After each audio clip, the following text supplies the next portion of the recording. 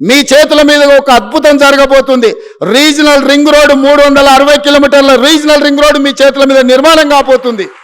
Radial roads మీ చేతుల మీద నిర్మాణం కాబోతున్నాయి.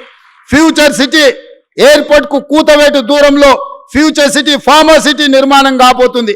మీ చేతుల మీద మూసీ రివర్ డెవలప్మెంట్ ఫ్రంట్ ఎవరు అడ్డం వచ్చినా నిర్మించి 55 కిలోమీటర్ల మూసీ రివర్ డెవలప్మెంట్ ఫ్రంట్ మీ చేతుల మీదుగా నిర్మించి ప్రపంచానికి ఆదర్శంగా నిలబెడతాం.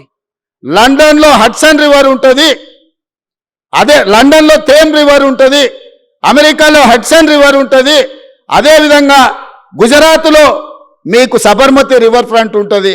హైదరాబాద్ నగరానికి న్యాచురల్గా ఉన్న మూసీ రివర్ ఎందుకు అభివృద్ధి చేసుకోవచ్చా అని నేను అడుగుతున్నా. ఇవాళ నేను మిమ్మల్ని అడుగుతున్నా, కృష్ణ, గోదావరి, యమున, గంగా, సరస్వతి అన్ని నదుల పేర్ల మీద మన ఆడబిడ్డలకు పేర్లు పెట్టుకుంటున్నాం. అవునా? మన ఇంట్లో ఆడబిడ్డ పుడితే కృష్ణానో, కావేరో, గోదావరో, సరస్వతో, గంగానో అని నదుల పేర్లు మన బిడ్డలకు పెట్టుకుంటున్నాం. ఏ తండ్రి అయినా ఆయన బిడ్డకు మూసి అనే పేరు పెట్టుకున్నాడా? ఇన్ని నదుల పేర్లు, పవిత్రమైన నదుల పేర్లు మన ఆడబిడ్డలకు పెట్టుకున్నప్పుడు మూసి అనే రివర్ పేరు ఏ తండ్రి అయినా బిడ్డకు పెట్టుకున్నాడా? ఎందుకు పెట్టుకోలే? ఆ మూసి కంపు కొడుతుంది కాబట్టి, మూసి మురిగిపోయింది కాబట్టి, మూసిలో విషం చిమ్ముతున్నది కాబట్టి, ఆ విషము, ఆ కంపు, ఆ మురికి మా బిడ్డల పేర్లు పెట్టుకోవద్దని తల్లిదండ్రులు ఏదైతే అనుకుంటున్నారో ఆ మూసి మురికిని ప్రక్షాళన చేయాలనుకుంటున్నా నేను. ఆ మూసిని నిర్మాణం చేయాలనుకుంటున్నా నేను. ఎందుకు యమున, సరస్వతి, గంగా, కావేరి పేర్లు పెట్టుకున్నప్పుడు మూసి అనేందుకు మన బిడ్డలకు పెట్టుకోకూడదు? ఆ మూసిని అద్భుతంగా నిర్మించినప్పుడు తప్పకుండా తల్లిదండ్రులు వాళ్ళ బిడ్డల పేర్లు మూసి అని పెట్టుకుంటారు. అంత అద్భుతమైన నిర్మాణం మనం చేసుకుందాం. నిర్మాణ క్రమంలో మల్లన్న సాగర్లో 14 ఊర్లను ఖాళీ చేసి 60,000 ఎకరాలు మల్లన్న సాగర్లో ల్యాండ్ ఎక్వేషన్ జరగలేదా? కొండ పోచమ్మలో జరగలేదా? రంగనాయక సాగర్లో ల్యాండ్ ఎక్వేషన్ జరగలేదా? నాగార్జున సాగర్ నిర్మించినప్పుడు ల్యాండ్ ఎక్వేషన్ జరగలేదా?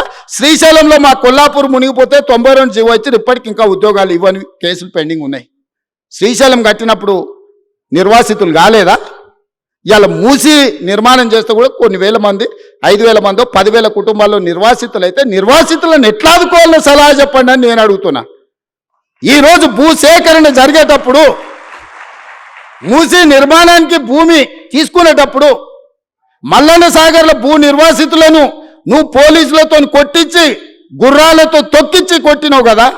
ఇవాళ వాళ్ళందరినీ హక్కున పెట్టి చేర్చుకోవడానికి అధికారులను ఇళ్ళు పంపించి వాళ్ళకి డబుల్ బెడ్రూమ్ ఇల్లు ఇచ్చి, తవ్వకర్సులకి 25,000 ఇచ్చి వాళ్ళకు ఉద్యోగ ఉపాధి అవకాశాలు కల్పించడానికి నేను ఏర్పాట్లు చేస్తున్నా. ఇదేమన్నా తప్ప? వాళ్ళ పిల్లలు వాళ్ళు మూసీలో బతికిండ్రు, మురికిల్లే బతికిండ్రు, మురికిల్లే చచ్చిపోయారు. రేపు వాళ్ళ పిల్లలు కూడా ఆ మురికిల్లే పెరిగి మురికిల్లే చచ్చిపోయి మురికిల్లే ఉండాలన్నా వాళ్ళు. ఆ మూసీలు ఉన్న వాళ్ళకు మంచి జీవితం ఉండొద్దా? వాళ్ళ పిల్లలు చదువుకోవద్దా? వాళ్ళు బాగుపడొద్దా? వాళ్ళందరినీ బాగు చేసే బాధ్యత ప్రభుత్వం తీసుకుందామని నేను చెప్తున్నా. మూసీలో మొత్తం 10,000 కుటుంబాలు ఉన్నాయి. 6 నెలల నుంచి ఎన్యూమరేట్ చేపించిన 33 టీంలను పెట్టి ఇల్లు పోయి ప్రతి వాళ్ళ వివరాలు సేకరించి, ప్రతి వాళ్ళ ఆధార్ కార్డు తీసుకొని, ప్రతి కుటుంబం యొక్క వివరాలు 33 టీంలు 6 నెలల నుంచి ఇల్లు పోయి తిరిగి తీసుకొచ్చినాం. ఇప్పుడు అవేర్నెస్ ప్రోగ్రాంలో గోడ మీద మార్కింగ్ చేస్తున్నాం. ఇక్కడి వరకు మూసీ రివర్ బెడ్ ఉన్నది, ఆ పైన బఫర్ జోన్ ఉన్నది, ఇక్కడి వరకు వీటిని తొలగించాల్సి వస్తే మీకు నష్టపరిహారం ఇస్తామని చెప్పి మూసీలో గుడిసెలు వేసుకున్న వాళ్ళకి డబుల్ బెడ్రూమ్ ఇల్లు ఇచ్చి ఆత్మగౌరవంతో బతకడానికి తరలిస్తున్నాం. బఫర్ జోన్లో ఉన్న వాళ్ళని ఏ విధంగా ఆదుకోవాలనో ఆలోచన చేస్తున్నాం.